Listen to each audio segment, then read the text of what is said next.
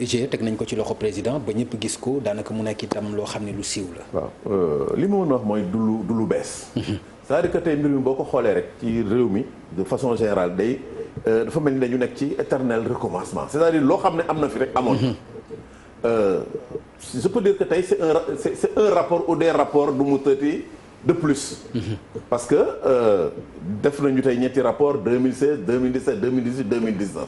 am na rapport yu ñu jëkkoon def rapport yi ñu jëkkoon def yan jeexital la am loolu déjà c'est un gros point d'interrogation. Ensuite boo xoolee pratiquement les rapports se succèdent et se ressemblent te du am daanaka benn jeexital. Il y a 3 mois de cela je crois que Cour des comptes génne woon na ay rapport ñetti rapport OFNAC itam la même chose. waaw 2016 2015 2016 2017 léegi rek bi may ñëw maa ngi koy xool tey IGE génne na ay rapport mais boo ma xoolee rapport yi tey dama ko doon lire sànq boo xoolee c'est les mêmes problèmes yi ñuy soulever ci rapport Cour des comptes moom la IGE également donc di soulever waat donc li ci am solo pour man mooy rapport yi génn na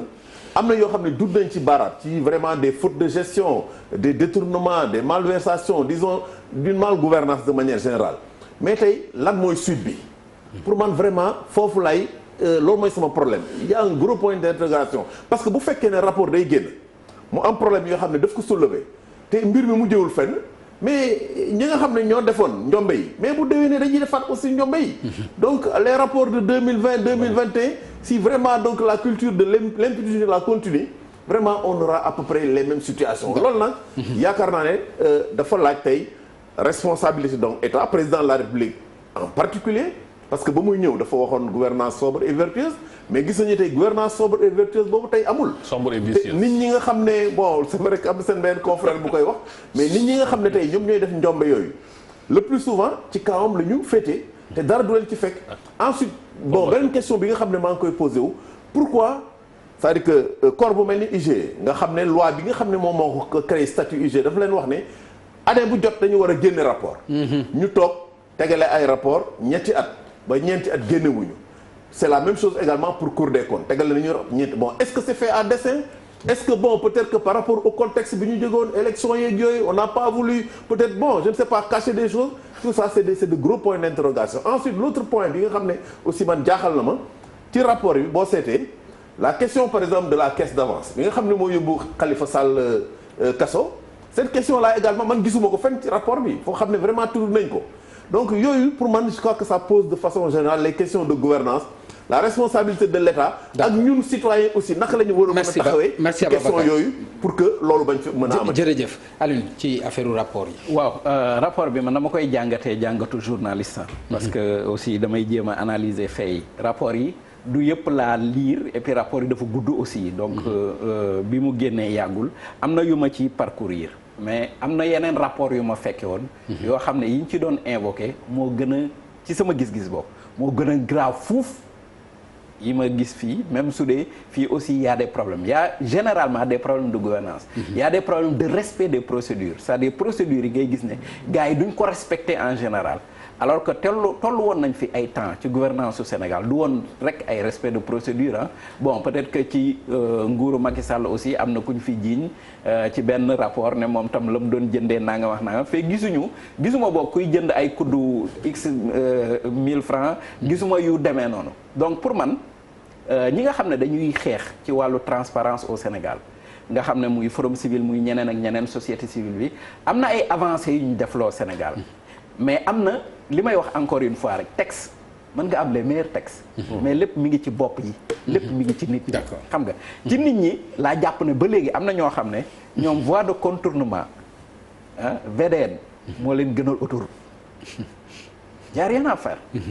et ñooñu pour man li Babacar wax mooy dëgg c'est-à-dire que mbir mi du constater rek da nga leen di delloo ci yoon wi d'accord tant que delloo wuñ leen ci yoon wi nag bon rapport yi dina am kii mais daal am na yu ma fi doon gis man di avant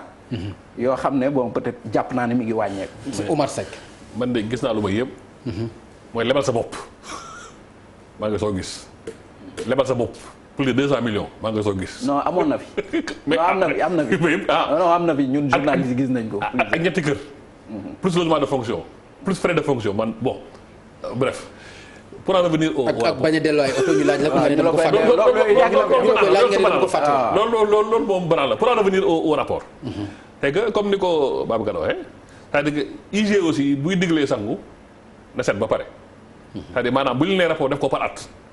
bul dem expliquer def ko at bi rek. su boobaa di nga quitte avec ta conscience. quelle que soit la raison. mais bu dee loi bi daf ne il faut ñu remettre le rapport au président et que président joxu leen date. non fa koy remettre fa laa jëm. fa laa jëm parce que si li ma xaw a comprendre IGE ñaar rapport lay def maanaam rapport annuel bi genre rapport conseil la maanaam aider le président à améliorer la gouvernance ce qui est peine perdue.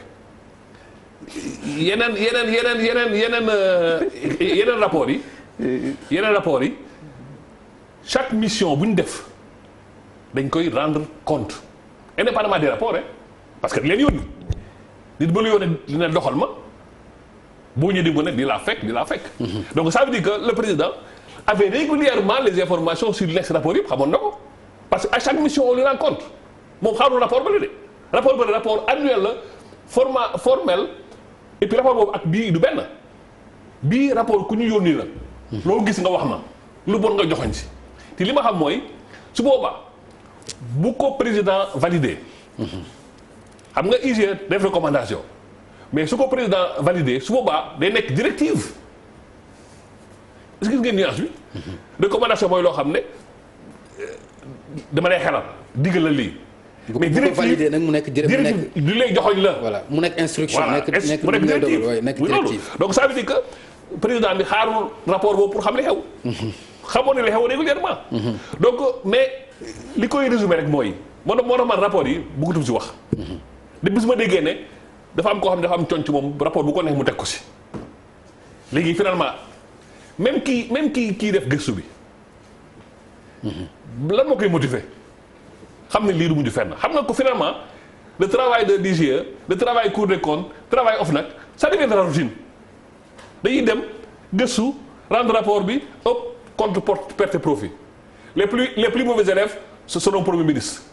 loolu la gis parce que rapport bi gisoo kenn ko am rapport ñu wàccee ko mais day am promotion et puis aussi ma jëm fenn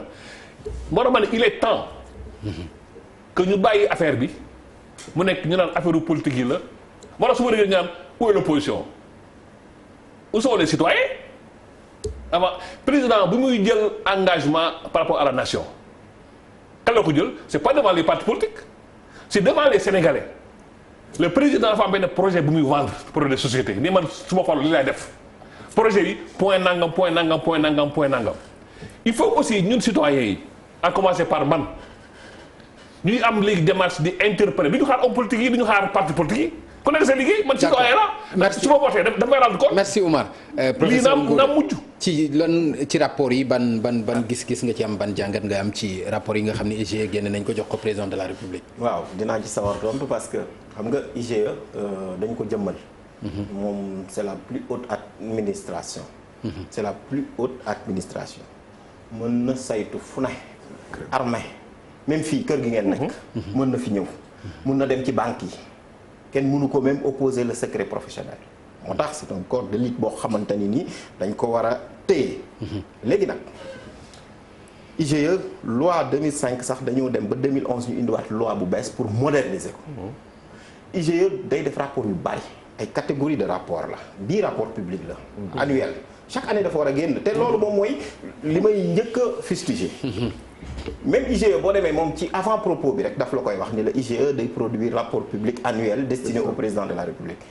en fait su fekkee rapport bi publié wuñ ko ça veut dire que ñi ko war a jox président joxaguñu leen jour pour audience pour ñu mën a dajeek président de la République c'est simple comme bonjour et damay wax ni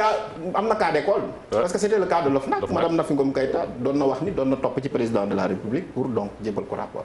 loolu nag lan lay indi IGE am na yeneen rapport yu muy def par exemple les rapports de vérification administrative et financière les rapports d'audit etc mais yeneen rapports yi maintenant c'est des rapports secrets kenn amul droit laal ko président moo ko yor moo tax soo xoolee système au Sénégal dafa am 3 types de secrets dañuy wax confidentiel très secret ak secret les rapports de l'IGE sont secrets maintenant moom la ñuy laaj parfois mu déclassifier ko ou bien très bien suñ ko déclassifié wul kenn mënu koo gis boo gisee en 2005 dans l'affaire des chantiers de Thiès dañu jël décret pour mën ko déclassifier. ok donc boo demee sax ci site IGE di nga gis yu ñuy déclassifier. léegi li am problème mooy lan problème de gouvernance xam nga IGE su defee rapport public. rapport bi day am ay recommandations mais attention dafa am corps yoo xam ni la plupart du temps recommandations yi ñuy def c'est des recommandations contraignantes. soo jëlee ko mel ni Cour des comptes ces recommandations sont contraignantes parce que cour bi c'est une juridiction.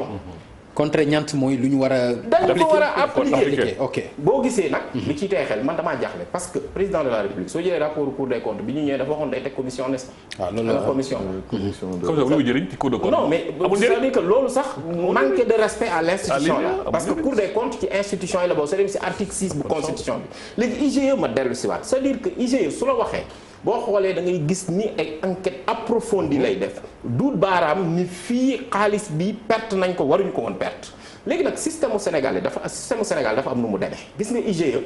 ñun bu ñu koy jàngale dañu koy dugal parmi les tiers pouvoirs maanaam boo gisee tey la presse tiers pouvoir la soo gisee tey par exemple ces institutions te corps de contrôle c'est des tiers pouvoirs maintenant soo bëggee am un système performant de check and balances wala un système boo xam ni yow da ngay am ay contre pouvoir ñooñu da nga leen di dooleel léegi pour nga mun la dooleel IGE lenn rek moom nga mën def comme nguur gi ñu yor toujours président de la république bi day am parteem te ñi mu dénk ay responsabilités ñooñu la ñuy épingler il faut nga jël IGE nga génne ko présidence yóbbu ko Cour des comptes parce que ci loi bi comment dirais-je IGE am na pouvoir d'autosaisine comme OFNAC mais sans président wax ko dara mu defal boppam. bien sûr mais day rendre compte président de la République par contre OFNAC dañ ko may moom bu jëlee rapport yi da koy jébbal procureur suñ ko yóbbu woon Cour des comptes nga xam ne IGE su paree rapport bi da koy jox Cour des comptes pour mën a juger nit ñi nga xamante ne bu boobaa sax Sénégal parce que dama jàpp ni ñu bëri bu dee yenn dëkk yi dañ lay woo rek ne la diw lii ak lii def nga ko rembourser ko parce que c'est plus pédagogique soo ko deful ñu saisir say bien wala dara parce que loolu la ñu gën a mais loolu rek sax bu ñu ko doon def dootul amati. effectivement moo loolu rek tax sanction mais réforme yooyu nag boo xoolee moo tax homme politique yëpp le président ñu ci bari ñoom ñëpp bu ñuy laaj nguur gi dañu naan bu ma ñëwee présidence bu ma ñëwee IGE dama koy génne à la présidence waaye bu ñu ñëwee dañu ci dëgg seen tànk parce que dañuy def lu leen arrangé parce que xam nañ ni rapport yi mën nañ ko jël contre des opposants mën nañ ko jël contre des adversaires ak ñi nga xam dañoo ànd ak ñoom aussi dañ koy jël denc ko ba bés boo bëggee génn wala dara ñu ne la yeeyaay benn rapport a ngi fi donc tey jii nii li ñu war a def mooy def de telle sorte que IGE c'est parce que corps bu am solo la ba nga xam ne IGE bu Sénégal dañ ko naw day dem am ay rapport yoo xamante ni